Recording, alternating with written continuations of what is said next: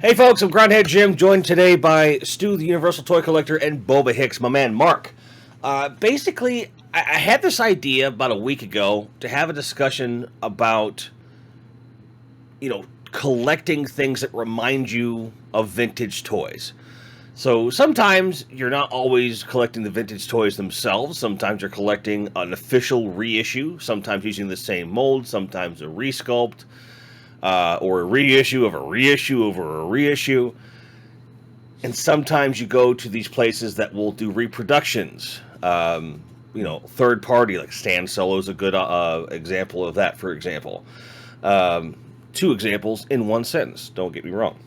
So I kind of want to understand what the motivations are with people who only collect vintage, people who collect a little bit of a mix, people who collect the modern versions that are fine. I want to kind of highlight the differences. And I'm going to start with this t-shirt.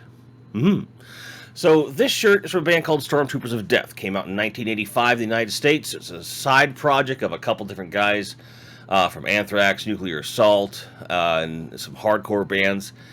And they did it for fun. It was a joke. They put out this record that took them 3 days in total to record and mix and master. Okay? Like crazy fast, just like, fuck this, let's go. They put the record out, they do a couple shows to promote, and then Scott and Charlie fuck off to go back to Anthrax and do their thing. And then SOD was nothing. And then suddenly, about 6 months to a year later, it gains popularity, the record's selling like hotcakes. They never made any t-shirts except for the ones they sold at the shows. At all. And people were scrambling for shreds of this mythic band, which was pre-internet and very off the wall. 7 years later, they get together for one live gig in New York. They release that as a CD, tape, vinyl, VHS. Again, no real merch to speak of. And then no one hears from them again for another 7 years. And they come back with a second album and actually do a proper tour this time. Then you can start to get some merchandise around the band. So with the possible exception of, I'd say, 1999 to around 2002, you couldn't get official merch for this band for the most part. There was a few pockets here and there with their label, and you can still get shreds. But if you just want a basic t-shirt of the first album cover, fucking forget it. There's this place called Redbubble that'll do, print to order shirts of people putting up art, and there's tons of bootleg metal stuff on there, tons of bootleg everything. Stuff that they just, for whatever reason, don't make. So I buy a lot of stuff I can't get from there because it's like, well, I'm not going to be deprived, and I'm certainly not going to be deprived of t-shirts in my size. However, the name of the album is not on the bottom of this shirt. There's a conspicuously missing period in the acronym here. But otherwise, it's the artwork, and it's one of my favorite bands, and I love it, and I don't care. So it's full of flaws. It doesn't directly support the band or their label or anything, but it's because I want to represent something I love. And there are people who are as serious about concert and band, music memorabilia, as we are about toys or anything else we collect. And they're like, how could you do that? How could you buy a bootleg shirt? Blah, blah, blah, blah, blah, blah. And I'm like, well, show me where I can get an official one in my size, and I'll buy it. I'll burn this one. And they're like, and then just leave the conversation, right?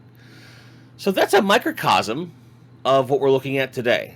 So, Stu, I'm going to start with you, okay. And I'm going to go right hard for it. Okay, go for it. When it comes to Star Wars, you've got some of the rarest figures in the line in that last, I believe the number is 17, don't quote me. So last 17, right? Yeah, that's it. Okay. You've got those from, I think it's Stan Solo redid them? Yeah, Stan Solo's done some, yep. Okay. So you've got holes of your collection filled by Stan Solo creations, and I've heard you say that although you're happy with what you have, you might go back and get the original vintage, even though you have that character. Yeah. Why? Why bother? Well, I said I might. I didn't say that was a definite. Right. But what would compel you? you get all types of collectors, and Mhm. and I've always gone by and said there is no right way or wrong way of collecting. People I agree. collect, it's their own personal choice. Now you've got your purists, and that is absolutely fine. That really is. Yes. But at the end of the day, if you're a purist, you've got to have a certain amount of money behind you, because some of this stuff is expensive, especially some of the last 17 figures. Yeah. You know, I was, well, I'll say lucky enough. I was fortunate enough to get myself an Amanaman and a Yak Face, and between the two of them, they cost an extortionate amount of money. You know, you're looking at over 600 quid for the two of them. Right. And that was 4 years ago. So goodness knows how much they've gone up now. I don't keep an eye on the market. Me either. So with the last 17, I do have at least 8 or 9 figures that I need to complete the original Kenner 96 Star Wars figures. In hindsight, again, I've said this before, I wish I'd have got those figures first before I started collecting anything else, because then that would have been my 96 Kenner collection completed. But I didn't. I just jumped in and got loads of other stuff. And so I'm kind of regretting that a little bit now, because the prices are extortionate. And, you know, I need a pop-up lightsaber R2-D2 for one. I mean, he is a lot of money. You know, he's probably one of the smallest figures within the Star Wars line. The green lightsaber costs an absolute fortune. And if I want to pay that amount of money, which you're looking at probably £400 to £500, I want him in decent condition. And sometimes you look at it and there's like paint chips, there's the sticker isn't quite as good as that. So if I got that kind of money, and I don't care that I've got that kind of money and spend it on whenever I want, then yeah, fine, I'd get it. I'm not that privileged to have that kind of money. So I will get something that is good for me, that will look good within my collection. And I would go to Stand Solo and get that. I don't have any problems with that. So I have a Stand Solo Luke Skywalker Stormtrooper disguise right here. I mean, from a distance, you look at that and you wouldn't even think that that was a knock, well, I'd say knockoff, a Stand Solo, a replica, not an original Kenner. It says it on the back, it's got Stand Solo, or there's no like original Kenner mark on there. That, to me, in my collection, will look fine. It's got the little Stormtrooper helmet here. Where are we? There you go. So I've got the helmet as well. It's in good condition. The paint apps are absolutely fantastic. And from a distance, you wouldn't tell that this was a repro. Right? I have no issue with that. I also have a couple of other repros as well. An Ula from Stand Solo. A Slave Girl Prince. This will not find a modern day version of these again, because of what they represent. So Stand Solo, fair play. He's done a great job, and these look absolutely awesome in my collection. Now, some people will say it will devalue the price of the original. It won't. It won't. There's a distinct difference. You've got the Lucas emblem, or the Kenner emblem, or whatever it is, on the figures of the original Kenner ones. You don't have. The only issue I would have is if someone's selling a collection and they don't say, you know, they don't say that Luke Skywalker is Stand Solo. If you've got a repro, you've got to advertise it. If you're selling it as a repro, don't advertise it as the real deal, because right, that is out of order. I wouldn't do that, and I don't condone anybody for doing that. But I again, I can see where the purists will get annoyed, because they don't want any repro parts in their collection, whether it be figures, capes, weapons. I mean, again, original weapons can cost a fortune. Original capes can cost a fortune. Let me stop you there. The original question was, why would you even consider going back to buy an original, given you've established how high the price is and you already have a great representation of the character? Because if I don't have the money, Jim, why would I? If I don't have the money, if the market crashed, and it was affordable, then yeah, I'll do it. But I'm not prepared at this moment in time to pay 500, 600 quid for a 3 3/4 inch figure. It's as simple as that. Okay. That works for me. Now, Mark, in a similar sense, I'd say more than anyone I know, you're a Transformers guy. You have a ridiculous amount of Transformers stuff, without going into what I would call crazy pants territory, okay? And you've kind of been there from the beginning of what we consider a modern line, and collecting various different versions of essentially the same molds and same scale characters and so forth, and they've gone and made branding this whole thing. And you've noted that there's some differences in the past with how full the actual sculpts are when they come out, when they actually make the figure. Like, there's hollow parts in them now. Sometimes the plastic is inferior. But you still get a lot of the newer stuff for, I'm presuming, a couple different reasons. But why do you gravitate towards the newer sculpts in general versus all the vintage stuff? What's the difference to you between the vintage Transformers, like a G1, and then going to something that's a bit newer, regardless of which one and which release you get? Like, what's the core difference there for you?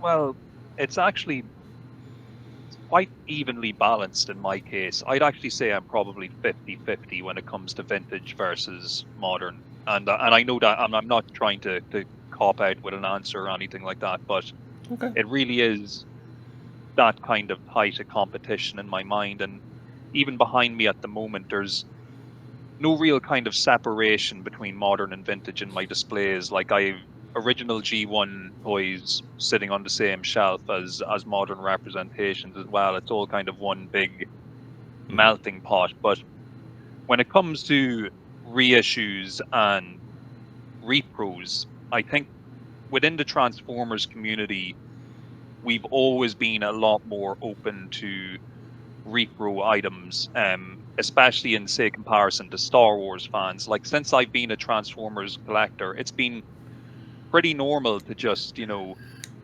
pick up bootlegs or pick up KO Transformers or unofficial Transformers, and there doesn't seem to be the same level of kind of judgmental kind of, nobody's kind of looking at you and going, oh, well, that's not a real legitimate G1 Dinobot. That's Right. just, a Chinese knockoff.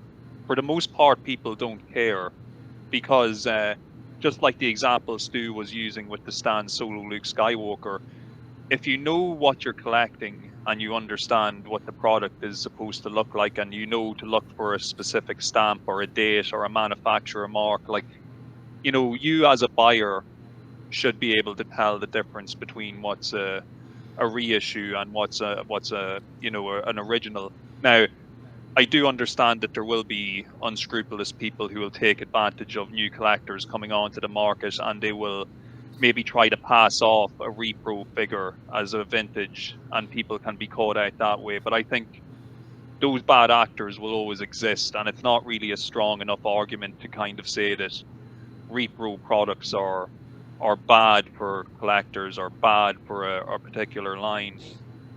But it was just maybe one observation I did want to bring to the table, that whatever it is about the Transformers community, it feels like we've always just been totally open to just being, I suppose, buying unofficial product, or buying, if you want to use the word knockoff, if you want to use the word third party, but just unofficial items to enhance our collection. Like, I've spoken to you privately, I've talked about, I've used parts from Repro and KO Transformers to fix parts of my vintage Transformers, and I don't have a problem with that. I'm not going to sell these Transformers on. They're mine, they're for my Mm. collection. And in my case, the Repro has enhanced the vintage. I've used parts from the Repro to make my vintage better, and to save my vintage toy from just becoming another broken toy. So in that respect, I'd say that I've quite a positive view of Repro toys. Okay. Which is very fair. And then you come into like a fandom that's like somewhere what I would feel in the middle. So like the Playmates Turtles people, and of which I am one.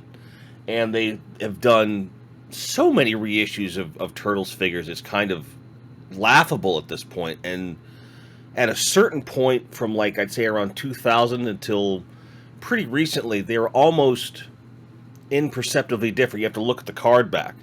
So not so much the stamp on the figure necessarily, but that card back right away, you can see what era it's from. But otherwise, they've been doing reissues for 30 years of this stuff. And sometimes it's pretty much one to one. You almost can't tell the difference. Sometimes there's really So we see palpable differences in the accessories. The most recent reissues they've been doing with the classic stuff, the actual, first run stuff, the weapons are just shit, and no one actually, I don't think, disputes that. However, the core figures themselves, it's nice to be able to pick them up off the shelf or get them pretty easily online. And you don't hear a ton of rumblings about that, but there are some purists out there. And you look at the most recent release from that endeavor. It's the reissue of the Playmates Technodrome. It's just been shipping now. There's a scant few reviews online, but the indisputable general consensus is that the whole thing is about 1.5 inches less than it was when it originally came out. When it originally came out, it was a tight fit for figures. They botched and kind of finagled and tricked some of the photography on the box even back then. It's no different today. It's a little problematic, but at the end of the day, at least for me, and I can say that about just about anything on any of my shelves, it represents what I want really well, and it doesn't cause me to take out a personal loan to get it. And in the case of certain older toys, I don't have to worry about the damn thing falling apart on me. And I love having it. It represents something for me. And I think that for all three of us, I think that's a general consensus. I want a representation of that character, that property. I want to be brought back to what makes these characters and ideas special. And I'm not beholden to, it has to be the original one I bought when I was a kid. Because different properties, we can get into each one if we want to, but some did it better than others back in the day, and the newer versions are sometimes much better. Sometimes you mix and match, like what I do, what all of us do. But what I cannot figure out, and I just want a free-form discussion here, boys. If we're all about having these, I want to represent the character, and we're all okay with it, and a lot of people are. These purists, and I don't care what toy line it's from, what is your theory, aside from monetary value? Because I think that gets thrown around way too much. And although that's extremely valid, and that's probably where a lot of people are coming from, if you strip that away, what could compel someone to be so beholden to the vintage versions of these toys and collectibles? Like, what's the allure? Why does it have to be that? Is it not about, the Millennium Falcon, Indiana Jones, Batman, Superman, whatever? Why do you think there's this, and I hate to use this word, but a slavish kind of latching onto that vintage stuff? Do you have any ideas as to why, guys? Mark? Well, I'll let you lead this one. I'd say it is a perception of prestige when it comes to certain items, and certain items almost they become mythical over time, and especially with vintage toys, there can be rare items that they're like gold dust to find, and they seem to just increase in value year on, year out. And even though it's not just about the price and how much you pay, there can just be a level of, almost mysticism associated with certain items. Like there's just certain, real grail items and gems that exist in the vintage toy world. And, maybe sometimes, when you're lucky enough to have one of these rare items and you maybe struggled a little bit to get the funds to acquire it, or maybe you've spent a lot of time hunting it down because it's so rare that you just can't even or easily find an example of it to purchase in the first place. And maybe after you go through all that trouble to acquire this would-be grail item, and the next thing the company announces a year later, oh, we're going to do a repro, and it's going to be 1/5 of the price that you paid for yours, and now everybody can have one, and it's great. And even though I wouldn't be the type of guy who would be bothered by that, I'd be happy as long as I had mine and I was happy with it. I'd be happy for everybody else to have theirs too. Like, I'm not a bitter type of guy, but there does exist in this world people who would feel bitter over a scenario like that. It's like, what the heck? I paid $1,000 for this super rare item, and you're now just going to be able to just buy a new mass-produced one that's the exact same and from the manufacturer of the original. Because this is and I don't mean to veer too far off topic here, but we are in a weird gray space here where the companies themselves are officially releasing reproductions. So they're not Right. knockoffs, they're not bootlegs. Playmates and Hasbro are doing it at the moment. They're releasing reproductions of their own past lines. So Sure. are purists still as upset if the so this is a Hasbro repro, an official Hasbro repro from the retro collection, this Boba Fett.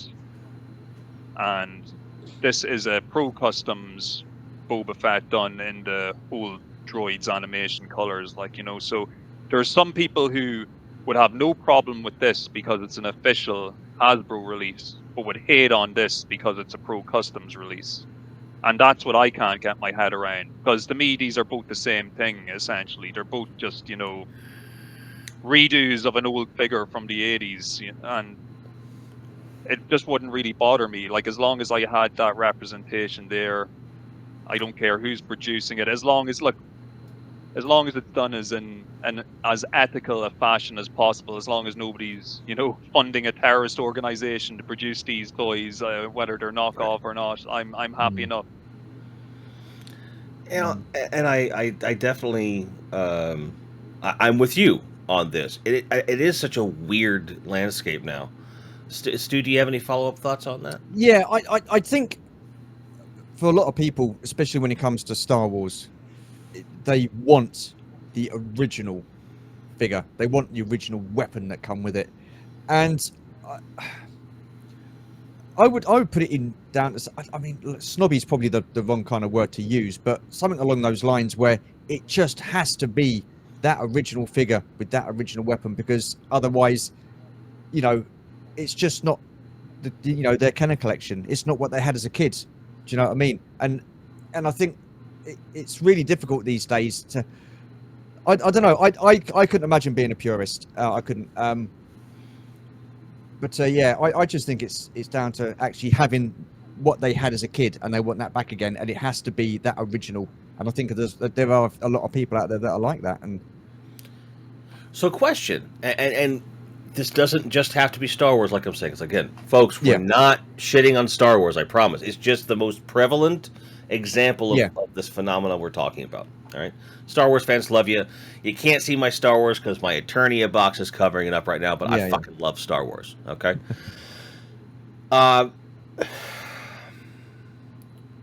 How much weight do you think is placed on, like, skewing that way if the person actually does have some childhood toys? I don't have any of my childhood toys except for two Toy Biz Marvel characters, and I bought those when I was in high school. So I don't have any childhood stuff. I just have these two. That's the last toys that I kind of hung on to for whatever reason. I'm grateful for it, right? So I don't know if that makes me more distanced from it, because like the first collection I went after was Superpowers, okay, and everything you see here for the most part is vintage. There's a couple customs off of vintage stuff, and then you've got the McFarlane stuff as well as like kind of an addendum, right? Which is a great thing about that line. He hasn't really redone too much, but what he has redone has been great. Now, when that came back out, when Todd McFarlane said, "Hey, we're going to do Superpowers," if he just doggedly recreated the entire first series, best believe I still, even if it was the day after I got my Hall of Justice and finished Series 1, I still would have bought all the new stuff, because you've got things on offer, like now I've got pristine card backs, now I'd have, box art, all this stuff. But I would still keep my vintage stuff because, it was a fun thing to go after.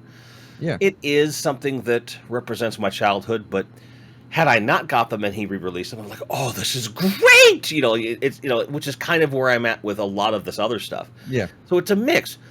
But for those that have a percentage of their collection that is their actual childhood stuff, do you think that skews that view more in that purist direction or not? Do you think that has an effect?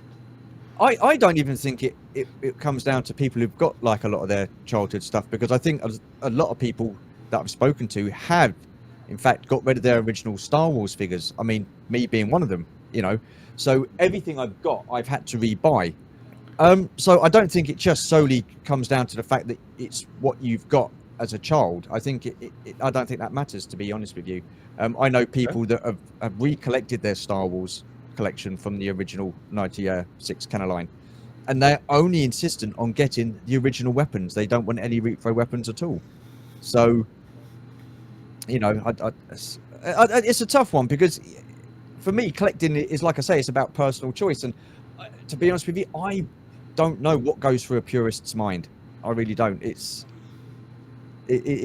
weird. I don't know about you, Mark. I mean, do you know any purists at all?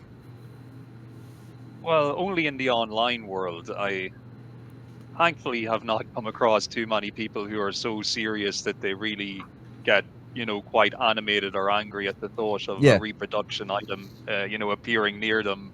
But look, it's an odd thing, and like I said earlier, sometimes I think that this perception of items being particularly prestigious, like I remember when I was a youngster, I got this. It was like a Star Wars action figure archive book. I think it was a Steven Sansweet book. It was released in like 98 or 99, and Yeah, I think, yeah, I know at the the one you mean. time, at the time I was actually collecting Power of the Force 2. That was what I was into. It was the 90s. That was what my collection mainly consisted of, and I mainly purchased that book at the time to use as kind of like a checklist for my own Power of the Force 2 collection. But anybody who's read that book will know that it's a complete history of all the figures that had come out until that point. So there's a large portion of the book that covers the vintage line. Yeah. And that was one of the first times I ever got a proper look at what the vintage toys actually look like. And Yeah. I think just from owning that book, I started to get into the whole, idea of these being really prestigious, historic items that I should wish to acquire, because I kind of missed the boat on the vintage Star Wars toys. I wasn't around when they were being sold. I hadn't been born yet, but Yeah. for some reason in my mind, this seemed like this almost, this historical archaeological find that I had to hunt down. So like when I did get a bit older and got a bit of money, I immediately went and bought the vintage bounty hunters from Empire Strikes Back and bought a few other vintage characters. And, it felt like you were buying like a piece of history, you were buying a piece of the past. So Yeah. I wonder though if years later, if I had never bought those, and say years later instead I just went and bought the retro collection versions, would I still feel that same, prestige? Because I'm just buying now a modern mass produced item. I'm actually not sure if I can answer that question, because I already did buy the vintage. I don't know. So in a way, like, I'm speaking from a position of privilege, because like, here's an original Palatoy Fett, and here's a, like I have a table full of Fets here. Just like Yeah. it's hard to say at this stage when you're this deep in how you would feel, but I I mean, can't deny there was a feeling of accomplishment when you got your yeah. hands on the original vintage one. Well, like going back to like the superpowers example for me, okay? Because until McFarlane starts putting out his versions of certain characters, and there's been very few one-to-one reproductions. Green Lantern, Hal Jordan Green Lantern is one of them. There's certainly they're using a Batman sculpt that's one-to-one almost exactly, but they just changed the paint a little bit. And it's become like a really sought after Batman, not just because it looks like the old one, but it gives you a paint scheme that we didn't get back then that's really awesome. But I'm going to focus on the Hal Jordan Green Lantern for a second, which is right there on card. The whole thing is that he is dead to rights perfect. And I already have one, complete. And I love him, and he's sitting over there too. But the fact is, his legs are loose, and his lantern is a bit rickety. So to have a one-to-one replica that's also an official release, technically, is perfect for me, because now I can display him, he'll stand nice, I don't have to worry, but I also get to have my cake and eat it too, of like, well, I've got a vintage one if you want to be a dick about it, he's right here, kind of a thing. So for me, it's, I love having hunted down everything, but if I have something that looks just the same, Yeah. and it displays better, I gravitate display-wise to that, but I still, like, I wouldn't sell my vintage one because not because it's like it's a prestige necessarily, but I'm more attached to the hunt to get it at the price I wanted to pay, and it's like my first collection journey. So there's like a nostalgia within the nostalgia for just the act of acquiring it, right? Yeah. But that's different when there's something that you couldn't necessarily easily attain, like a Last 17 or an example like this. And I've often talked about the retro collection indie stuff. I have nearly all of them now. And yeah, the sculpts are soft, they're a bit crappy, you'll have that. They're not one-to-one, which for purists should be like, well, you don't have to worry about people purporting them to be vintage. However, for a less than $200 investment, I've got every figure that they're currently making. It's not every figure they ever made, but it's a pretty solid majority, including I would argue, the most important characters and some we never got. I get to keep them on card. He's an extra. That's why he's out. But everything else I'm keeping on card because I've told a story a gazillion times. But I was in a Toys R Us in 1985. We go into the clearance aisle, and we're in the back of the clearance aisle. So we're almost like in the back hall of the place. And I see Remco Universal Monsters figures on card. I see Indiana Jones figures on card. I even saw a Well of Souls in the box. There was no Indiana Jones there. I don't even recall what figures were there, but I saw the Well of Souls. I was like, oh. And these were on clearance. They were cheap as hell. And at the time, had I been able to find an Indiana Jones, I would have petitioned my mom to get away with the Well of Souls and Indiana Jones. Ended up getting some Remco stuff instead because I couldn't find Indy. Like, that was just, you couldn't get them at that point. So I didn't, because I'd never even heard of them. I didn't know they existed. I was just like taken aback. So now, just shy of 40 years later, they put out these reproduction new sculpt toys that hearken to that, but aren't exactly the same. I'm not going to sit here and say that there's some great quality thing. It's not why I bought them. I bought them so I could display them on card to remind me of that time when I couldn't get them, and they're attainable now. But I'm also not going to go after a $400, $500, $600 Well of Souls either. I don't see the point. The playset was not that great to begin with, and there's other aspects of that toy range that I was like, I don't need it. But I love the idea of having some representation of how things used to be. And I also have those alongside the Adventure Series 6-inch line, which people have varying opinions about those too. Sorry, kids, I like them.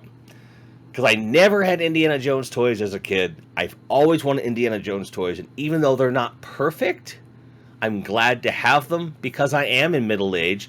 I don't think there's a lot of probability we'll ever see Indiana Jones toys of a mass-produced style again. So I'm going to put that on my shelf because that's what I want.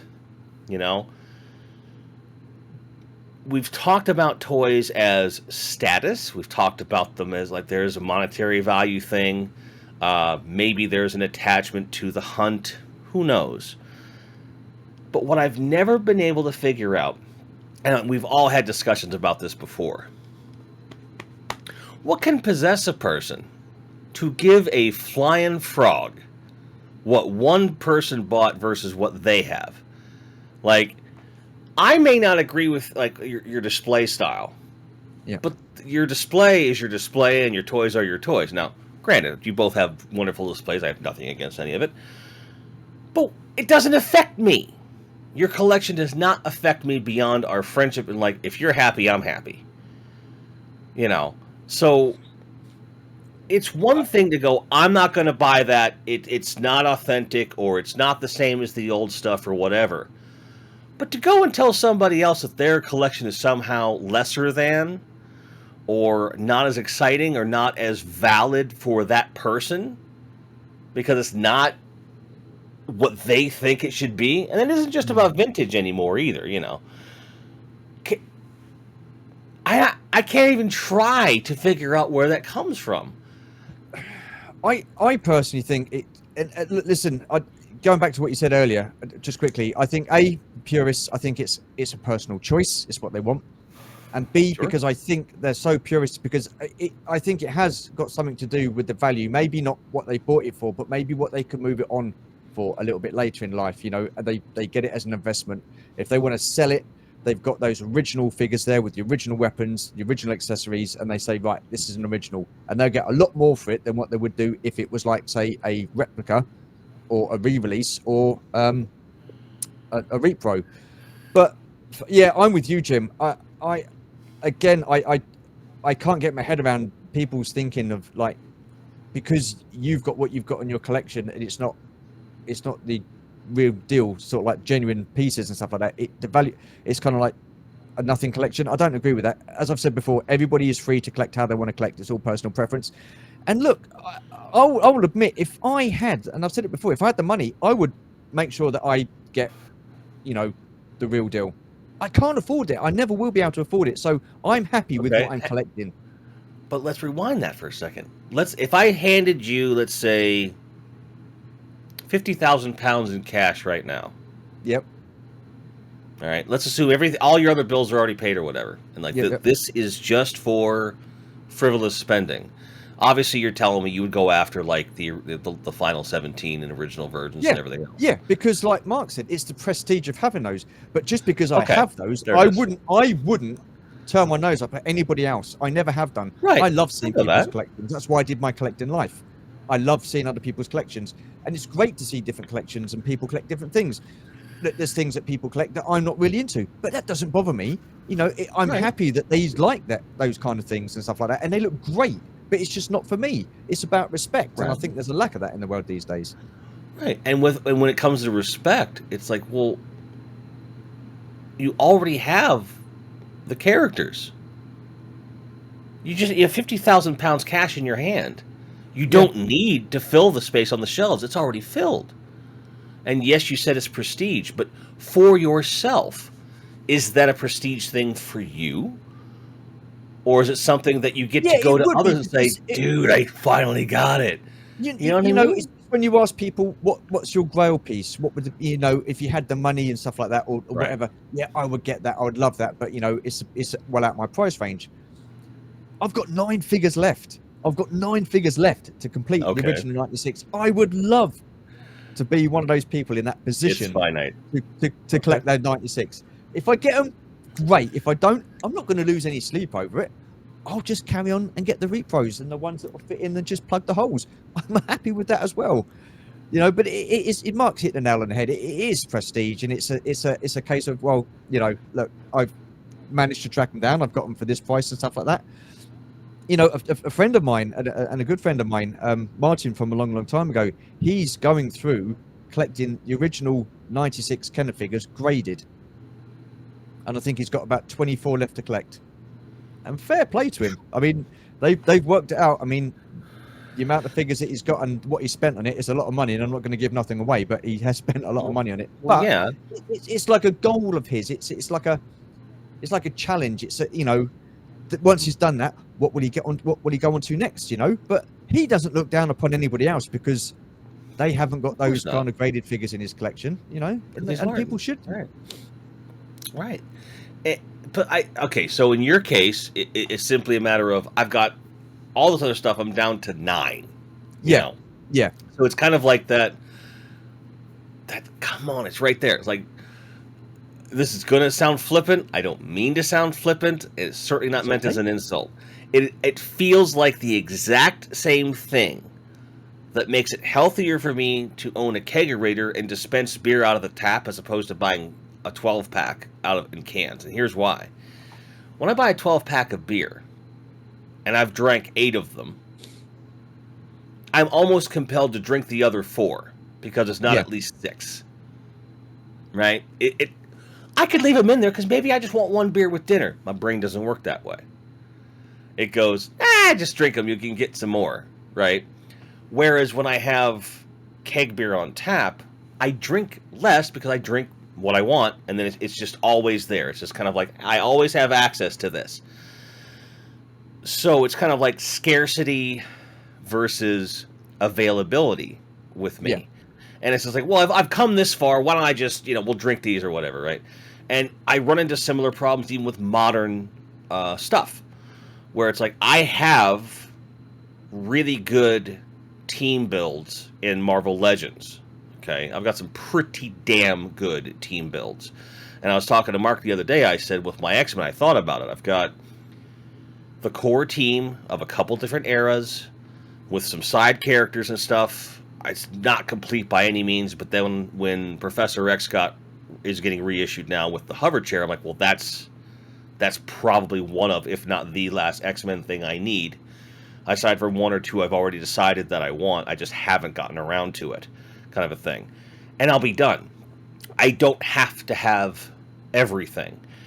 And I do tend to find with folks that are really into the vintage stuff, whereas Marvel Legends is not vintage anything, but when people are into the vintage stuff, myself included, there is a compulsion to complete it all. And certainly that's a product of what I would consider to be two things. One, we got collect them all shoved down our throat. Kenner started that shit. Yeah. And they keep, and then when Superpowers came out, they call it the Superpowers Collection. They're not dumb. They're really good marketers in that way. And it was just all over the place, in your face. This is what they thought you should do. I think part of it is that mentality getting hammered into your head as a child, right? Not having all of them as a child, and then wanting to kind of go back and go, well, I'll show you, motherfucker, right? Mm-hmm. And I think when you can mix and match vintage with modern and repro and stuff and get those collections, I think for a large portion of people, that's going to be totally okay. And they're like, wow, I've got them all now because I just want the character there. But there's some people, I strongly prefer Power of the Force Star Wars vehicles because of their paint deco, availability, and price point. But somebody who's a old school Star Wars purist will look at it and go, that's great, but it's not the original. And that's the whole conversation. They don't want to talk about it at all after that, right? And that's fine. That's well and good. I'm okay. It's not a big deal. Or I don't have Ghostbusters collectors knocking down my door because I finished my Firehouse shell with 3D printed parts. They don't seem to care. On the same token, if they reissued the Firehouse, I'd probably buy one again because I want the box. So often with these reissues, I'm like, I just want the box. Even if I have the original, right? That's a weird compulsion, frankly. And I don't need to display the artwork, but I love it so much. Yet, I don't go after boxed stuff, generally. If I happen to be able to get the box in the price range that I want, I'm happier than a pig in slop. So my obsession's kind of all over the place, and I just kind of go after what's going to make me feel happy and warm inside. I have the new Eternia, but I would never dream of getting a vintage. You hand me that same 50,000 pounds in cash and say, what are you going to do with it? You have to spend it frivolously. A vintage Eternia wouldn't even cross my mind. Thing is brittle, it's unreliable, plus mine's bigger. I don't need it. There's no point in that. I'd probably maybe get a Fright Zone. I would certainly go after a Hall of Justice box because I already have a Hall of Justice. It's pick and choose, but I don't have anything where I was like, I gotta do these things. And I know I'm rambling at this point, and in chat, I know that this is rough. I'm just trying to have a stream of consciousness about this stuff, rather than pointing a finger at Star Wars people or whatever, and try to understand the psychology, right? Because let's say, for example, and I'll start with Mark on this. I'll still give you a second. Yeah. There is a point, Mark, where you have every character you've ever wanted in Transformers. You might already be at that place, as a matter of fact, and yet you continue to buy iterations. At what point, in your opinion, is it enough? When you have everything you think you want, what compels you to buy more? That is a very tricky question, and it's Isn't it? very extremely tricky, but it's an intangible type of feeling.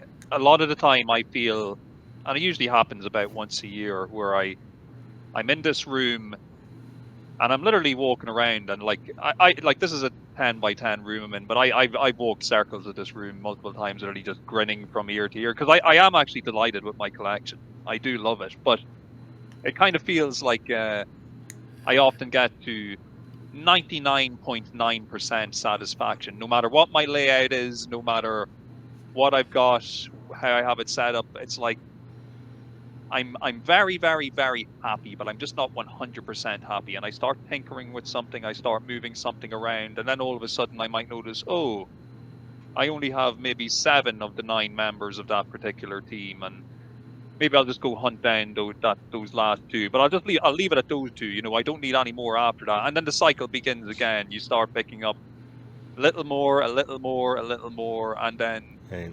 it can kind of snowball at times. But my philosophy recently is I try and treat the room like a garden. Don't want it to get too overgrown, too untidy. Try and trim it down.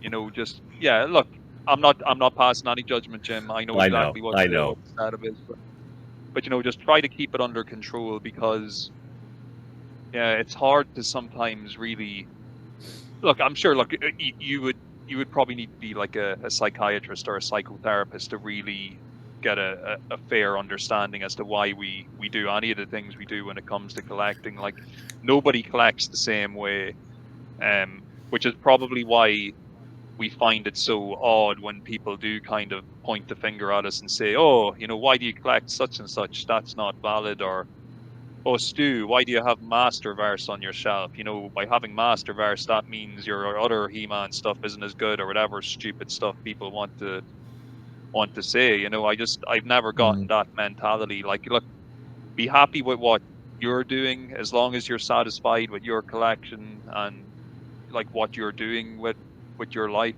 You don't need to pass comment or pass judgment on what anybody else is doing. And you know, Exactly. if you're all vintage, cool, be 100% vintage. If that's what you're into, more power to you.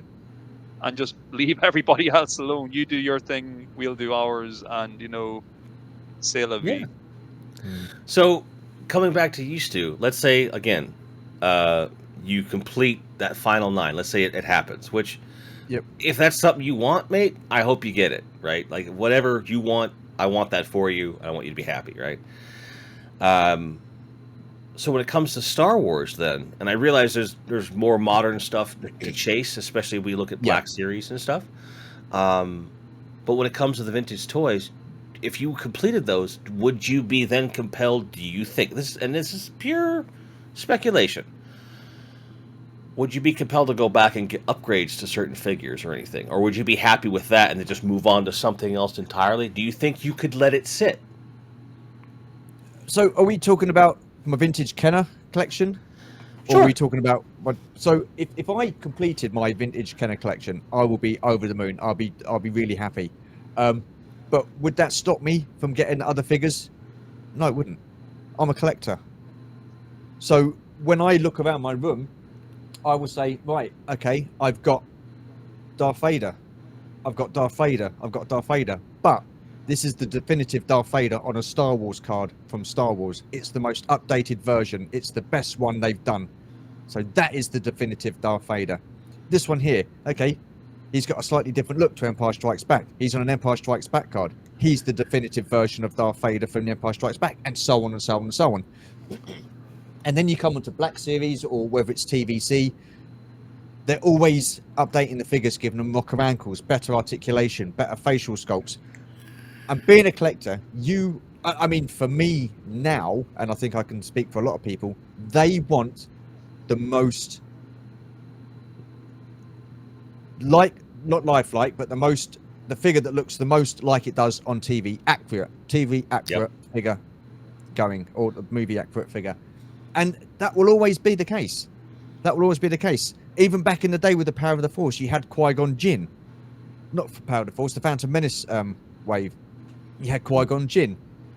He had his lightsaber. Then a few months later, they released another Qui-Gon Jinn with his robe.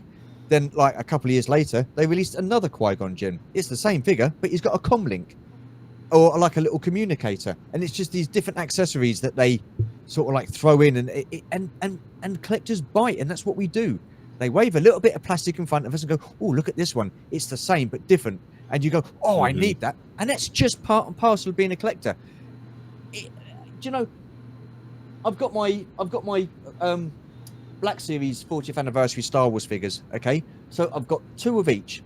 One's carded, the other one's open and displayed, and I've got the same for the Empire Strikes Back, and I'm like halfway through collecting all of the Return of the Jedi figures, like uncarded. But the Black Series, they released a new packaging of Luke and Leia from A New Hope. Right? I don't want it for the packaging. I want it because that is the most updated version and better looking figure of Luke and Leia than what I've got in my collection at the moment. And that's what they do. They just make them better articulation, better facial sculpts. And you want that best figure possibly to represent your collection. And we're all collectors, and it happens. I mean, Mark, I mean, it's probably the same for you with your Transformers. Yeah, and sometimes I do wonder, am I kind of doomed to stay in this cycle of continuously upgrading? Because you do kind of wonder, when will it get to the point where they just can't give you anything more than they're already giving you? Like for us Transformers fans, we've got this Studio Series 86 Optimus Prime coming out soon, and it's a marvelous looking toy, and it's pretty much like a masterpiece of an Optimus Prime scaled down and made a mainline release. And I kind of wonder, like, once you pick up that Prime, is there going to be a better one in a few years' time? There probably will be, because technology always improves, you know, sculpt, tooling, all that stuff. Also, if they think they can get any extra money out of you at all, they will drain whatever bit of money they can out of you. So Of course, it they just will. feels like, you know, we could go to infinity with improvements when it comes to figures. So in a weird way, yeah, look, we're collectors. We'll probably never stop collecting as long as there's that option of what we perceive as something better than what we already have. And I guess maybe and you've said this to me in private before, Mark. Maybe I look at things so differently with incredulity because I've only been collecting for 3 years, and people are like, "What?" Yeah, I've only been collecting for 3 years. Everything you see, I've gotten in the last 3 years, which blows people away for whatever reason. Hello, I'm an obsessive guy. I go after stuff, right? But I see all these different movements. I see the way people were doing things, and yet I am caught in similar cycles. There were things that I was chasing after at first, that now I laugh at myself because, like, dude, they reissued that like 3 times since you started collecting. Why'd you pay $40 for that? He came out for 25 like 6 months later and stuff like that. So I'm kind of I get jaded in that respect, but I also don't trust the companies to follow through with reissues, right? So I'm always kind of grasping at what am I wanting? So you had mentioned, Stu, the Black Series Star Wars. I do have some, because this whole goal, there's like, I'm going to have this big collection room with like all the stuff in it, but I'm going to have a separate office when I'm doing work, because I work remotely in the line of business that I'm in, and I will never go back to an office. I will quit a job before I do that, right? So I want this nice, cozy office that is nothing to do with content creation. It's nothing to do with anything. It's just, this is where I work. Nice, posh, mahogany, with the flask on the desk. You know what I'm talking about? Like the one in the movies, right? I know what you mean. Just at home. And behind me will be a nice, very polished bookshelf with really good lighting. And it's going to have some of what I would consider the nicer stuff. So like the Mezco 112 stuff that I have. I would certainly Black Series Star Wars would be in there because I have very limited characters. I focused on the core cast of Empire Strikes Back, and it's kind of bled out a tiny bit because I have, again, all your main characters as far as your heroes. Got everything already sussed there. I have, Darth Vader, and I think somewhere along the line I was going to get 2 or 3 stormtroopers, and now I'm up to like 6 or 7. It just happened. It just happened. People kept sending them to me, and I'm not mad about it, right? And then now I have those. I've got Boba Fett. I've got Bosk coming very soon, which is my favorite bounty hunter.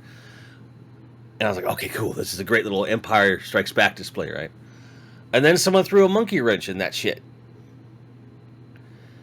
As a gift, I was given an SH Figure Arts Obi-Wan Kenobi from A New Hope.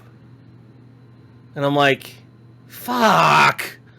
Because one, like, it doesn't fit. But also, like, where else do you put him? Right?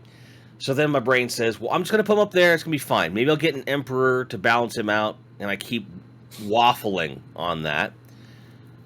But then they just announced, as you said, these New Hope reissues. And I found myself pre-ordering a Leia and a Luke. And when the next wave, it's going to be a Han Solo. You bet your bottom dollar I'm going to get one, right? But because I try to refuse to buy doubles of certain things. Like, I have right now 2 or 3 vintage TVC R2D2s, 2 or 3 of them. The reason behind that is very simple. They're hard to get after that initial release window. And if something breaks, I just want to have one. I don't want to have to worry about it, right? But now, if this Black Series display, if I'm going to have all these characters, it's like, well, how do I strategically place the droids to where they kind of fit with everybody? How does that work? Or am I going to have a separate cubby for A New Hope, and I'm just going to have to get another goddamn C-3PO and R2-D2 just to, my OCD is satisfied, right? And that all started because someone was really kind and gave me a top-notch figure of a beloved character, right? Has that ever happened to you? Where you're like, I've got this, I'm happy with this, and then someone sends you something and you're like, fuck!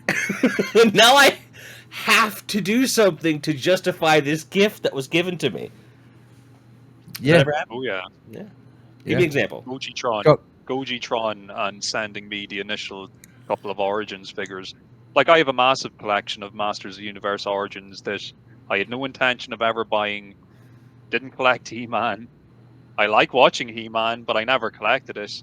As soon as he sent me those 2 figures, I played with them for a few minutes. About a few days later, I was ordering the rest of the wave, and a few weeks later, I was totally addicted. About 2 months into collecting the line, I was already buying the Castle Grayskull playset out of Smith's. I just went in, waist deep into it, all from one gift box, from like a generous gift from a friend. Just started this whole thing, and it's happened a couple of times since then.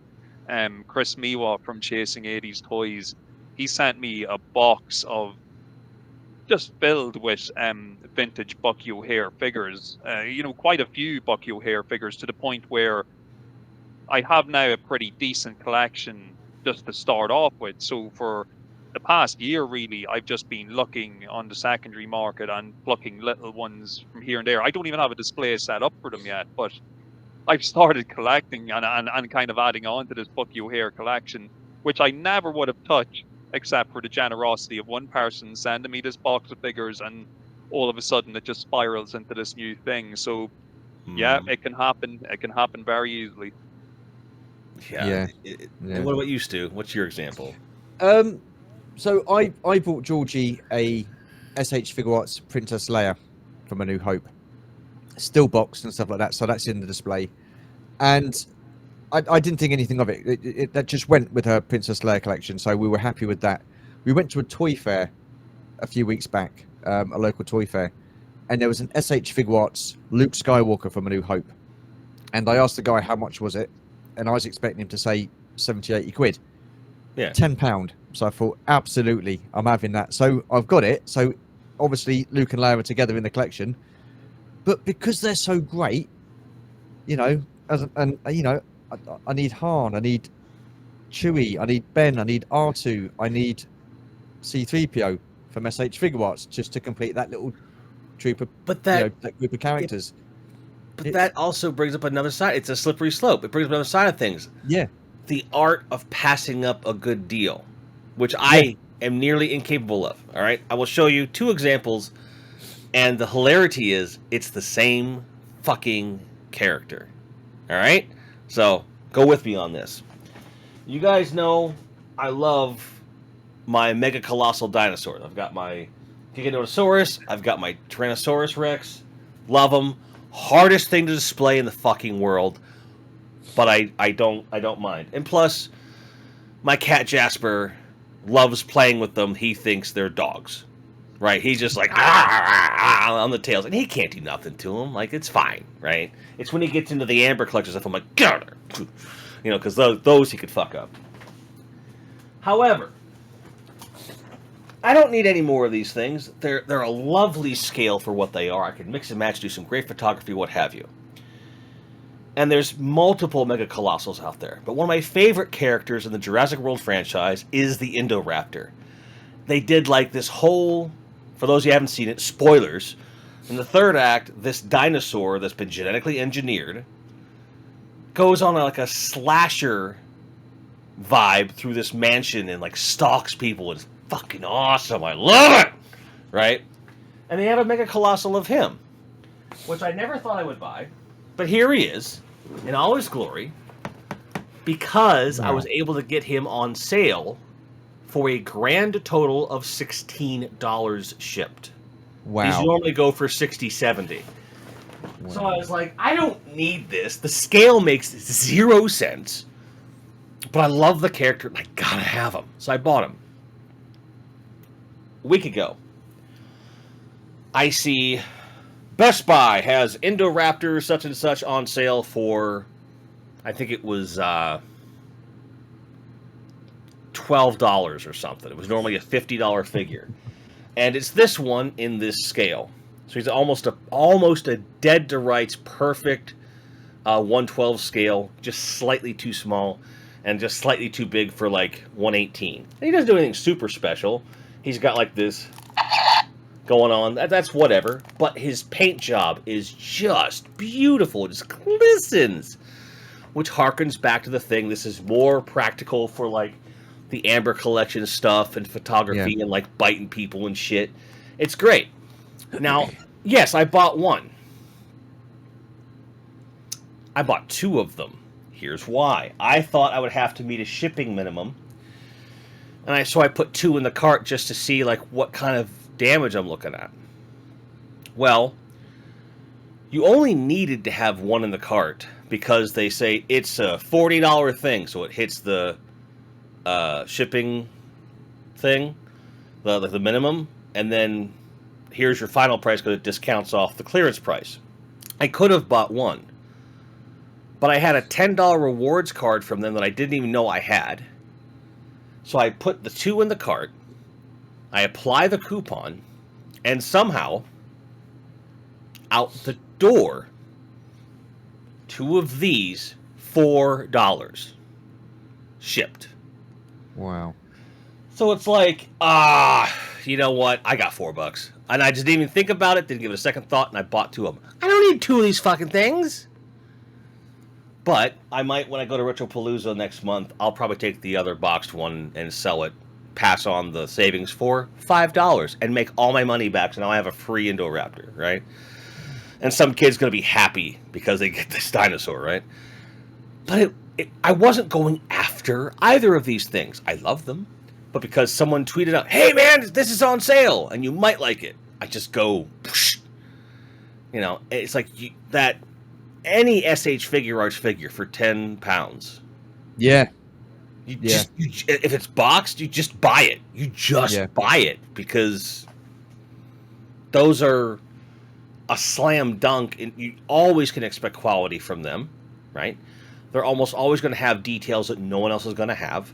And even if you already have that exact figure, you could send it off to somebody as a gift or sell it to somebody at what you paid and spread it. That's usually, I think, where the mentality comes in. What goes through your mind when you have a deal like that? It's like, do you just not think and buy it? Or do you try to like justify it immediately? There was no justification. I knew straight away what it was. And because I said to the guy, I said, £10. I said, are you sure? And he went, yeah. I said, fine. I said, I'll take it. You know, I've given you the opportunity to say, no, actually, but £10. So I thought, well, I can't look a gift horse in the mouth. So absolutely, I took it. And Yeah, it doesn't matter whether it had been a Han Solo, a Chewbacca. If I would have done the same thing. What about you, Mark? You kind of in the same like is like the deal? Is Yeah. that like something that happens? Oh, I would have snatched that up, even if I already owned the figure for £10. Just it's too good a deal to Yeah. pass up. And like you, Jim, I've done it a couple of times where I'll buy multiples of an item that I didn't even intend to buy one of, just because the price is so good. And Yeah. you might end up moving them on, later on to someone who actually does want them, and it's no big deal to you because you didn't pay much for them to begin with. So Right. sometimes it is just worth picking up something because the deal is good. And like if it's such a good deal that you're literally, like in the case of your one, Jim, like you're paying like pocket change for those two dinosaurs. Like Mm-hmm. you buy a cup of coffee for the same price as you paid for them. So it's really no big deal for you to move them on later on. Even if you like, you couldn't take a loss on them if you moved them on, you paid so little for them. No, but that is in direct contrast to something that almost every collector that I've ever met or probably will ever meet universally discuss. No pun on your screen name, Stu. Um, space and display. So we've just admitted to buying things we would never have bought because the price was good, and then you come home like, fuck, where do I put it? In the attic. I don't have Yeah. one. I have a closet that's floor to ceiling full right now, and it's it's a weird compulsion. All of this is weird. So I know we started kind of going really hard in the paint when it comes to like vintage versus repro versus reissue, and we can loop back around to some of those philosophies. But no matter what kind of collection you're getting into with toys, no matter how many different properties you have, I think everyone struggles. Like almost the gold standard, but almost a cautionary tale at the same time, is a guy named like Thousandth Ghost. Like that guy has an immaculate collection, but it's everywhere, and I don't know that I could do that. And again, no shade to him. I think that man is one of the best people in our circle of friends. I think his collection is to die for. I also don't understand how he manages to keep it so pristine, because it's not like he's constantly buying stuff like we all are. And I never ever think, where am I going to put this? Until after I've paid for it and it's on its way, or when like the shipping notice comes and I'm like, oh fuck. And I'll sit there and I'll have a discussion with my wife. I'm like, Lauren, honey, where do we put this? She goes, wherever you want, babe. Because she doesn't. She's like, whatever. Like, put it in the kitchen. I don't give a shit. She's like, are you happy? Yes. Then fine. We'll find a place for it, which is great. And I also realize that there's like 95% of people that collect things in general, let alone toys, don't have that kind of luxury. Because you now have to justify it. That's why we have collection rooms and attic space and garage storage and storage units and shit like that. Is there like a threshold for you guys? Like, is there something where it's the right price, it's the right thing, but where am I going to put it? Like, and not just that, but let's say a great deal comes across and it is something that you're after. Is there a point where you go, I just can't do it? Like, if you could, where would that threshold be for each of you? I think if there was something that I really wanted, or it was a too good a deal to pass it up, then you get that deal and then you figure out where you put it later. Because at the end of the day, you might not get that deal again. You might skip it and say, oh, I'll come back round to it. And then a few months later, you come back round to it and it's gone up double in price, triple in price, or what have you. Yeah. So Georgie, bless her, she's always said to me, if you like it, see it, because you might not see it again. And it's the same with a bargain. If it's a bargain, you get it, and then you have that problem of where do you put it if you don't have the room for it. It's just, I mean, I've seen a couple of things that I have my eye on that I saw at this last toy fair I went to. I spoke to the guy a couple of days later. He hadn't sold them. I said, right, okay, come October, I get paid again. I'll put an offer in. We'll make a deal.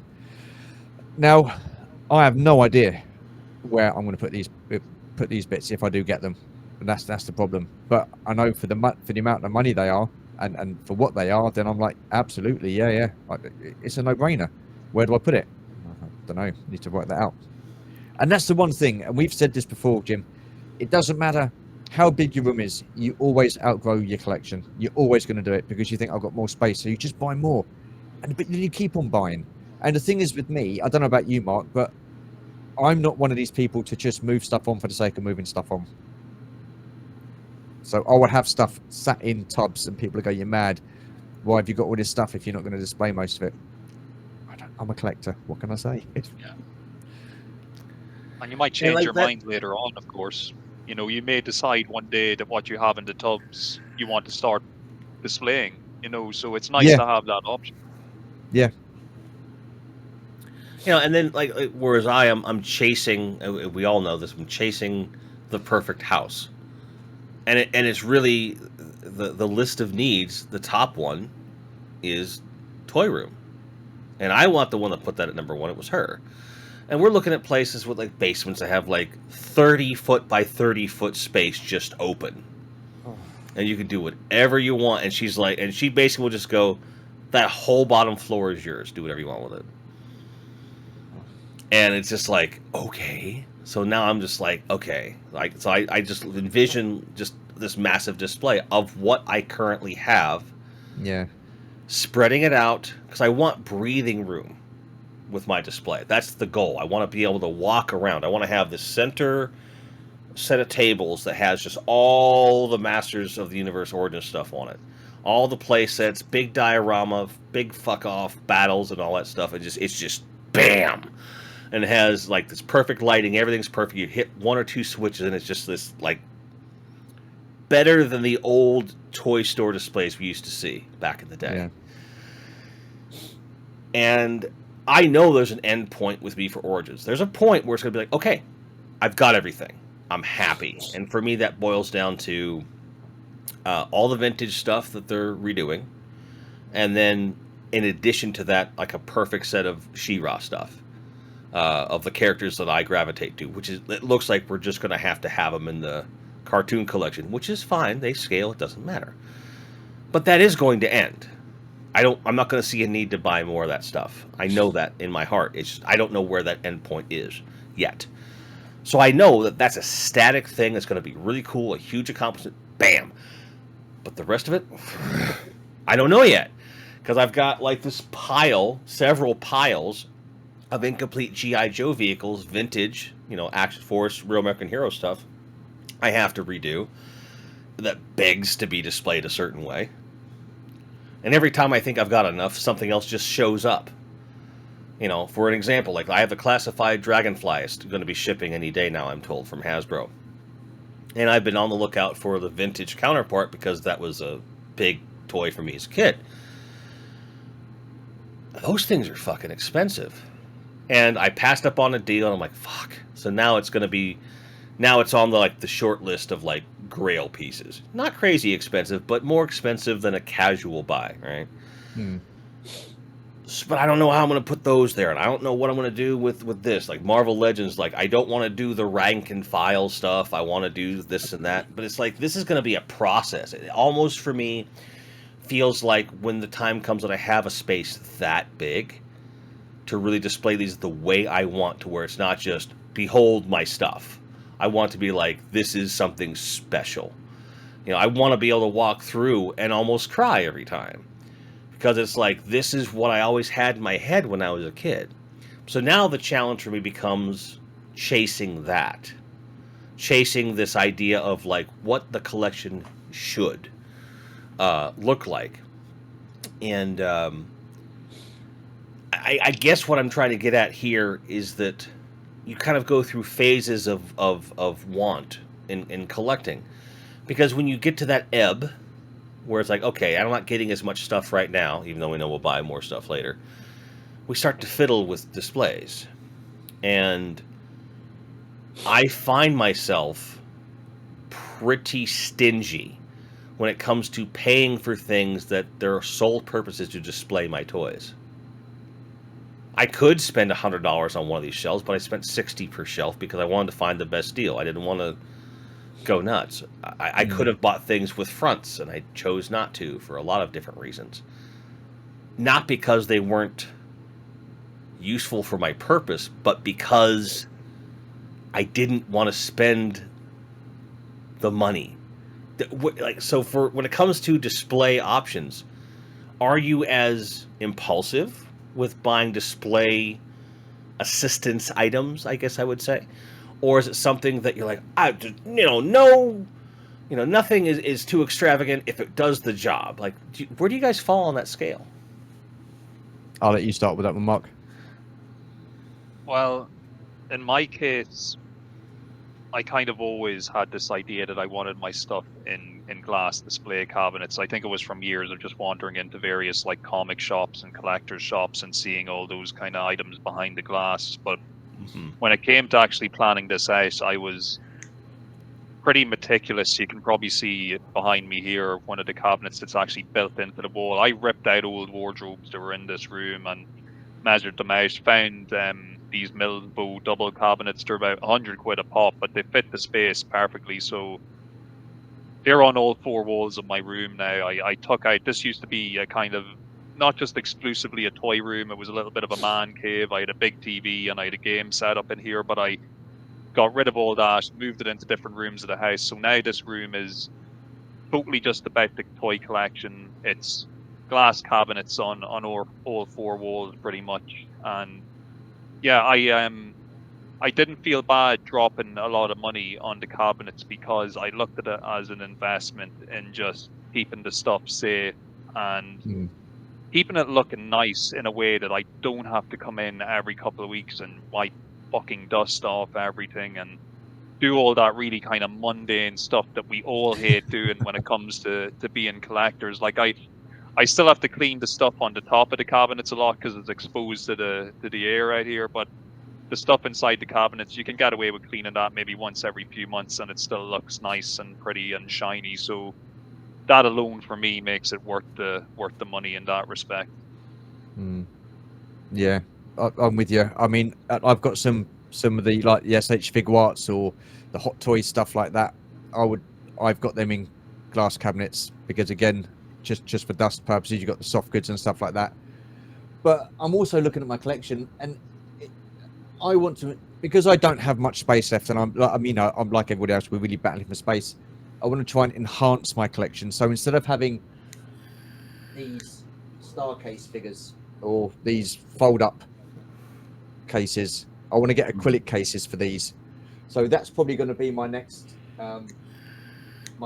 Just getting acrylic cases for my Carded Black Series figures. The So what's Star the Wars compulsion there? sorted. Is it because it's more protective, or more like what's the reason? Because that looks lovely, like it is. Why It does. would you upgrade? It does, but again, I suppose because that collector side is coming out of me, it's about enhancing it and making it look as best as it as good as it can, or make it look as like as good as it possibly can. And I just love the acrylic cases. I've got some acrylic cases for the 3 3/4 inch.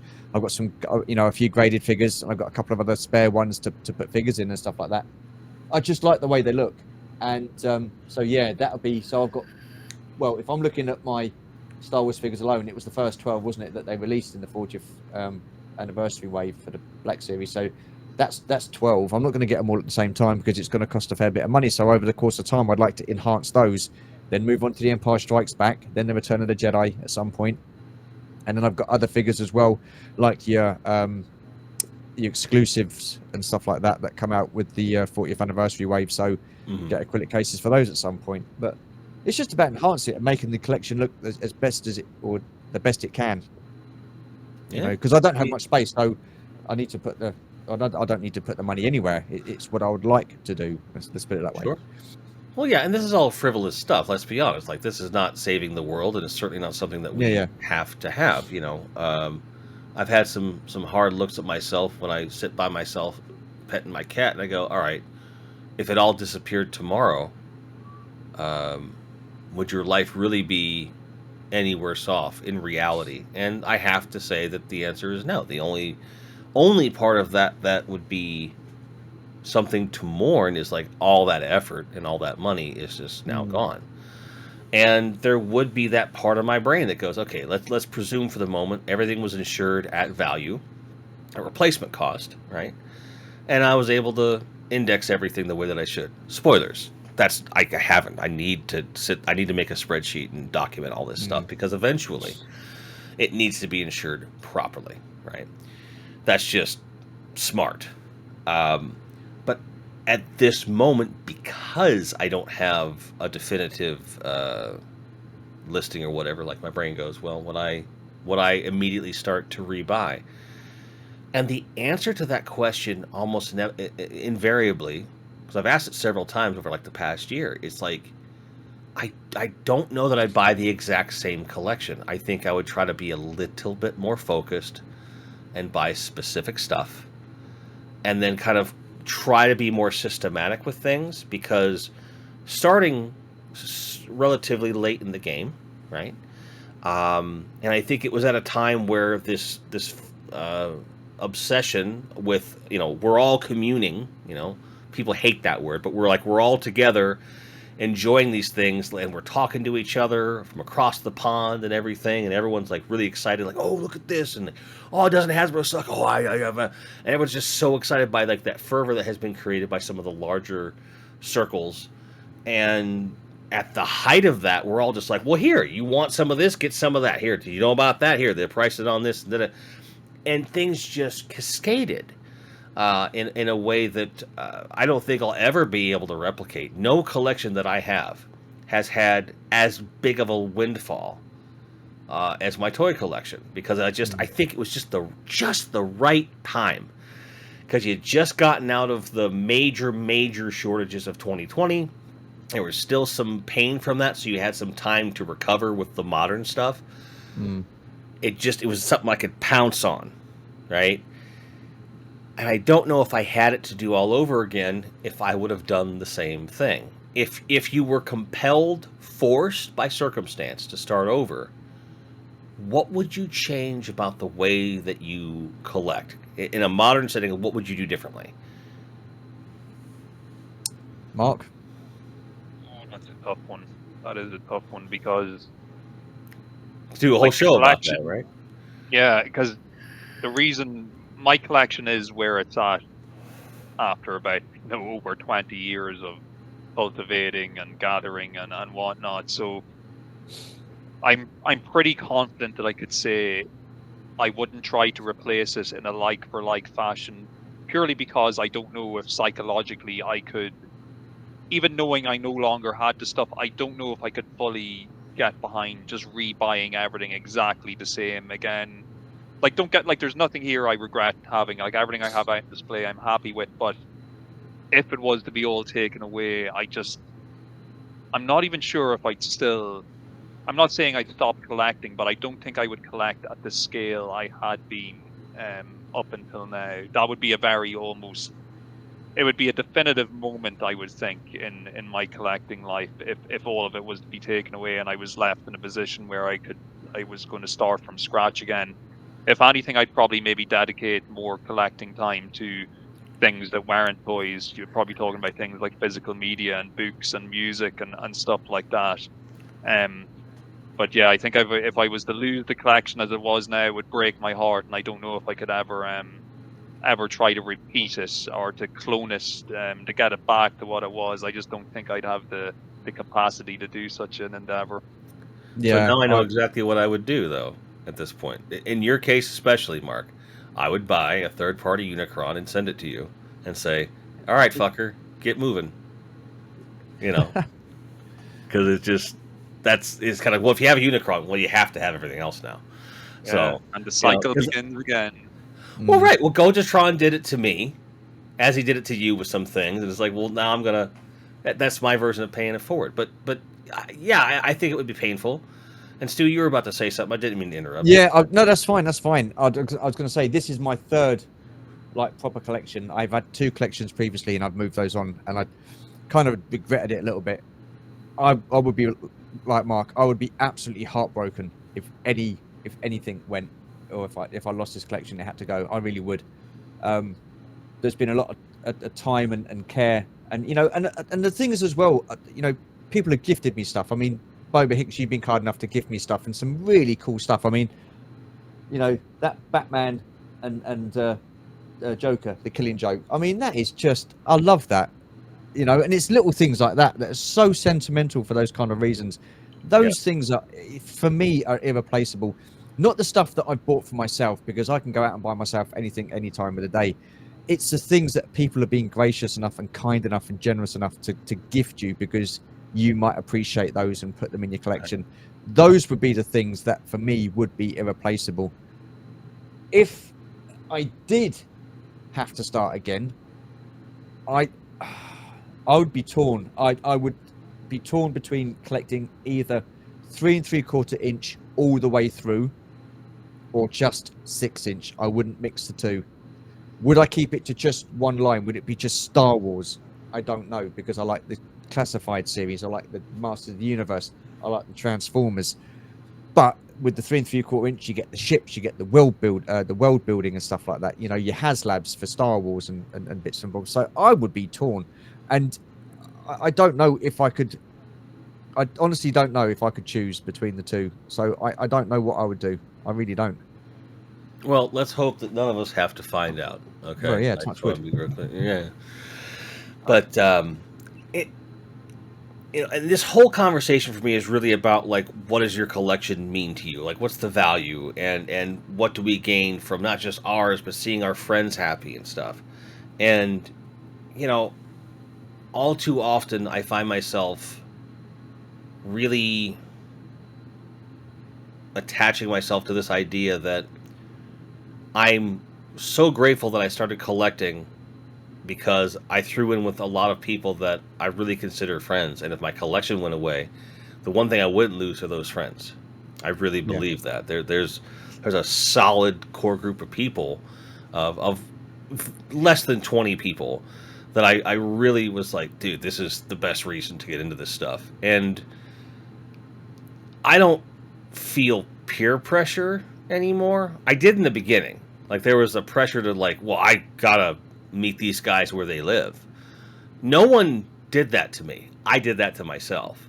And I thought that Origins was my gateway into that, because it was the most accessible thing that I wanted to collect. And then the Superpowers was like, well, I'm also going to tap into this vintage stuff, because this is something that means a lot to me, as we all know. And then it just, then you get this, then you get this, then you get this. And of course, you've got, like, the newer Action Force Faliverse stuff, which I love. I don't have everything, but I've got most of the first 4 series, and certainly stuff since then. I don't know that I'll ever be a completionist with it. And I think that so many nostalgic properties are really getting their due. There's a couple out there that haven't been really touched yet, but are about to. And if you'd asked me 6 months ago, hey, if they reissue Mask, would you buy it? And I'd be like, probably, but I don't know. But as soon as that got announced, that Mask is coming back out in its proper scale, completely from the ground up, Oh, what? I said I said I'm into the first 2 series. I'll do the first 2 series for sure, and beyond that, I doubt it. But because they're promising the same kind of box art, if it isn't the exact box art, but that the vehicles and everything will be the same. And I was like, I got to do it, because I loved Mask as a kid. Because again, this becomes an accessible toy line price-wise, probably. I hope so. Yeah. But because the vintage is, like, for the size of it and for the ones that I want, I'm like, that's just too much money. They're rickety. They fall apart. They snap. But now, for the reason, I'm like, well, I want them. And there's a couple toy lines where it's like, I will not go after them vintage because they're too expensive. But if they reissue them, bam, I am in. Is there an example of a toy line that you're like, I will not touch these vintage, but if they reissued them, in a heartbeat? I would Action Force, the actual Okay. color toy Action Force. Yeah. Okay. Yeah, I would. What about you, Mark? That is another tough one. If we're talking like for like reissues, I'd love to get another crack at some of those classic 90s Kenner toy lines like the Aliens and Predator and Terminator ones. I can see that it's so unlikely that will ever happen, but you never know. If it did, I'd be totally on top of that. Right on. And then there are toy lines that, like, if they did a one-to-one reissue, it's almost like, why would you bother? Why not update these things? Like RoboForce was a good example, and then Nacelle's dragging their feet with it.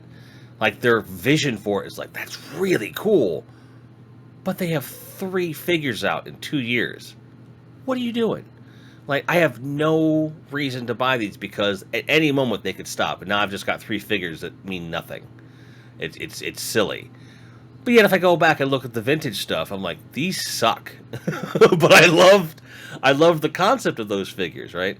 Then you look at like Star Wars, which Tomy put out, Takara Tomy put out, and they're just these, 5 points or 6 or 7 points of articulation, interesting sculpts, intricate little things, little wind up bits and this and that, which I've always said I'm gonna come around to eventually. That's kind of like when things start to really slow down, or when I have a little bit more room, or a little bit more money, or a combination of the 3, like, that's what I'm going to go after, probably. But if they reissued them, I might not get them, because I'm just like, I don't necessarily see the point, and I don't think they're going to go to the level that they should, because so often these reissues, they'll start. Ghostbusters being a great example, where you've got like the 4 guys and the Ecto, and that's it. That's cool, and it's a nice little shelf for display, and I did go after it. But I was like, they're not gonna do the rest of these. I don't think they're gonna do it. And they have been like reissuing a few other things, but I'm not compelled to buy the whole line, as I might something else. So, is there an example of something where if they were to reissue it, and you don't have it, you'd be more compelled to buy the vintage instead, even if they're a one-to-one? I know, it's a weird question, right? Mm. It would really depend. It would honestly really depend on what the one particular item was, because at this point, and I don't mean to come across as kind of morbid, but it's been said before, I'm sure, by many people in our community. We are, as the years go by, we're aging out of this hobby, whether we like to admit it or not. And yeah, there's only so much longer they can keep putting out stuff that, first of all, that we're even interested in, and also that we can afford to buy before we have to start paying for our old people's homes or hospital care or whatever we're going to need in the future. So, I'm just not sure how much longer it's going to be even kind of worth your while to really go hunting down vintage items and to be paying high prices for vintage items. So, like I said, depending on the line, if it's going to be a 1-for-1 likeness, why not just buy the repro or the reissue, save yourself some money, and keep the money for your retirement, because in the end, it's not going to matter anyway. exactly. What about you, Wow. Yeah, I'm thinking it's going to be more Stan Solo stuff then for my last 17. Steve? Well, To all the purists out there, I'm so sorry, but who cares? It's my collection. and I think that's, at the end of the day, the bottom line, and this should not come as a surprise to anybody that sees the title of this video and goes like, well, what do they think? I think it comes back to like some of the first stuff we talked about, where whatever you collect, if you're happy, it's correct. Yeah. And I think we've also established that what other people collect, how they display, that's their business. And it really, people should respect that, I think.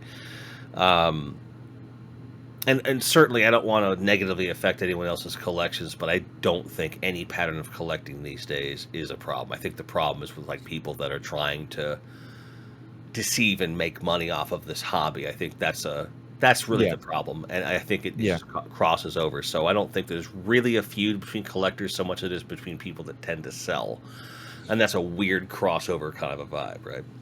So this has always been about the pursuit of happiness, capturing something, whether it be from childhood or a reminder of something that was once great. I could even argue that using Star Wars or Indiana Jones or any of these things that have seen film sequels or remakes or reissues and things like this, where if you have a toy that's static or a physical thing, and this goes not just for toys but for physical media as well. Like once I have this physical thing, no amount of George Lucas, Steven Spielberg, Kathleen Kennedy, or whoever the fuck is running things anywhere on any studio or whatever, or a toy company can take that away from me. Hasbro's not going to go like, well, we've got this new one out, we have to take the old one away. So I feel like that's a big part um, of collecting too, because it's not just about getting the one you had as a kid, but I think it's about preserving the memory as purely as one can. And I think for some people that leads to, I've got to have the vintage version, perhaps because that's the purest EST version of what that is, and no one, the preservation of, no one can tear this down. And I think there's certainly collectors that do that for that reason and don't have like the bitterness or whatever. But I would say that if you have the opportunity to, not in stone, but in plastic, go, boom, this is something that means a lot to me, and no matter what they do in the media, no matter what they do in the marketplace, I can point to that, have those memories triggered, and be happy. Weird question. Is there any other reason to collect this stuff? Aside from monetary gain, because that's not collecting. That's yeah. There is. For me, it's about nostalgia. It's about taking a step back in time, looking at what I had as a kid, and remembering how much fun and how much joy these figures brought me as a kid. And that's important. That's important, I think, because the older you get, the more you look back and appreciate life how it used to be. Because and listen, for a lot of people, this is an escapism. It's a lot to do with mental health for a lot of people as well. It's good for the mental health. You come in to your collection room after a real crappy day at work or just in life, and you can sit here and you just reminisce about the toys that you look at, especially the vintage ones. Then the new ones, you can you appreciate the articulation, the modern design of these figures. And I like yesterday, I wasn't feeling too great, so I just spent most of the day in bed. But I come in here and I just sat around, edited a video, and then I was just sitting there and I was in for about half an hour to 40 minutes, just looking around and thinking, yeah, I'm really lucky. I'm really lucky. If this went, I'd say I'd be gutted. Would it change my life? No, but I'd feel empty without it. It wouldn't affect me in any way. I'd still have my four walls. I'd still have Georgie. I'd still have my family. They're the main things in life. But everybody needs that little something. And I think for me, this, on top of everything I've got, is a bonus. And I think everybody deserves a bonus in life and something to enjoy and to look at and to appreciate and for something to make you smile. And this collection, and it's not just my collection, it's seen your collection, Jim, it's seen your collection, Mark. Having someone in the community that's got themselves a holy grail, or someone that's completed a line of figures and something like that, or something that they've spent ages getting, or do you know what I mean? That also makes me happy, seeing the happiness that it brings to other people within this community. And that means a lot as well. And yeah, for me, that's why I collect, and that's why I like talking to guys like yourselves. All right, Mark, your turn. Well, I think Stu definitely hit the nail on the head when he brought up escapism. It's complete escapism for me. And yeah, look, I've been there. You're at work, you're tired, you're pissed off. Finally, you can get home, get some time to yourself. It's a great feeling. Like I've often referred to my room as like my little fortress of solitude or my one-man escape pod. But it really can be that you come in here, and especially since I got rid of the TV and a load of the other stuff, like I'm not here listening to bad news on the radio or, worrying about, work or world affairs or anything like that. I'm literally here. I'm admiring things. I'm feeling nostalgic. I'm picking up a little plastic action figure, messing around with it and putting it back down again. I'm maybe picking out a few figures to bring out with me outside into the back garden and take a few pictures. And it's total escapism. It's childlike. I can admit that, but you know, who cares? It's keeping me sane, and Yeah. you know, it's. And look, my wife, the odd time, you know, I'll catch her kind of smiling because she can, when the door of this room is open and she's like up at the other end of the house, she looks down, she'll see me like walking around, and I'm like Scrooge McDuck walking around, rubbing my hands, looking at stuff and messing around. And sometimes I'll just catch her looking at me. It's like, what? I can't help it. I just love this stuff. What can I say? Well, it's very similar to me. I echo everything both of you guys have said, and in the middle of this journey, I unexpectedly met the love of my life and got married, and this is someone who supports that with every fiber of her being, and I've even gotten her to bite the bug a little bit with the Barbie stuff. I just throw Barbie stuff at her like there's no tomorrow, because I'm like, it's gonna come to a place where you start looking this shit up. It's gonna happen, because every time she gets it, like the spark, she's like, "This is cool." Like I got her this smoothie stand for Barbie. It's kind of an in joke because we like to have smoothies because they're healthy, but they're basically fruit milkshakes, and we know that. But they're healthier, not really, but we love them. So I'm like, well, now your toys are gonna have smoothies. She's like, fuck, and she really enjoyed that. But it's an interesting thing for me when stuff comes in. 99% of the time when stuff comes in, it goes to our mailbox that we rent. And I'll send her down there like at the end of the week or something. In fact, she's supposed to go later today.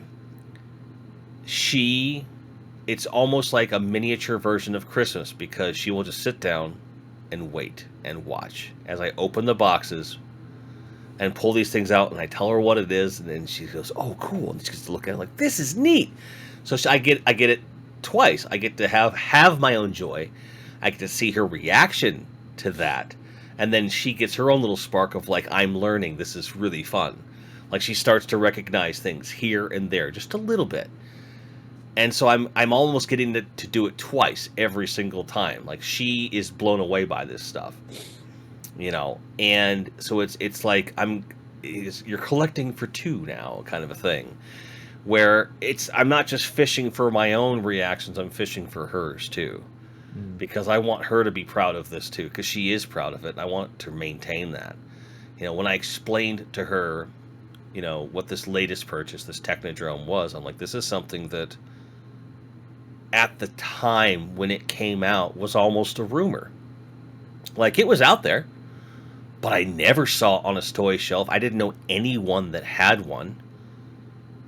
But against all odds, it existed in the toy space. And when I get into toy collecting, I looked into it. I'm like, did they really make a Technodrome? And sure enough, they did. And I'm like, fuck. And then you look it up, and it's like $500. I'm like, fuck that. I'm not paying that. As cool as that would be. Same thing with the sewer layer. So I get the Mutant Mayhem sewer layer from last year, which is a great sewer layer and scales well with regular sized turtles. So when I find out they're making the reissue, I'm like, oh, perfect. I don't care that the scale is down a little bit. It is annoying. It is a little bit. But I'm going to have a fucking Technodrome, boys. Later today, it's going to be in my hands. And not just a vintage one that comes in bubble wrap, which is exciting in and of itself, but you open up that shipper box, and out comes this pristine, hopefully, box of perfect artwork with the splash. And even though I don't have the space or time to open everything the way I would like and display it the way it deserves to be, every time I look at that box, I'm just going to have this, I still get that when I look at Eternia. Although it is tempered by a twinge of, fuck, I can't open it.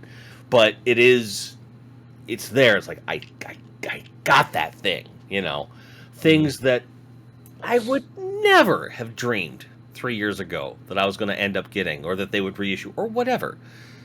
They happened. I have them. I have memories surrounding not just the acquisition of it, but just like the discovery that this is possible. So I like to think of my collection, my toy collection in particular, as a representation that anything is possible. As cheesy as that might sound. Because 4 years ago, I had a handful of toys people gave me, and I was like, that's cool. I had a couple things, random stuff, and I didn't consider it a collection at all. And 6 months later, I just decided I was going to go after it. And I was like, I don't know where I'm going to go with this. I'm going to try and start small and get this stuff. And you know, if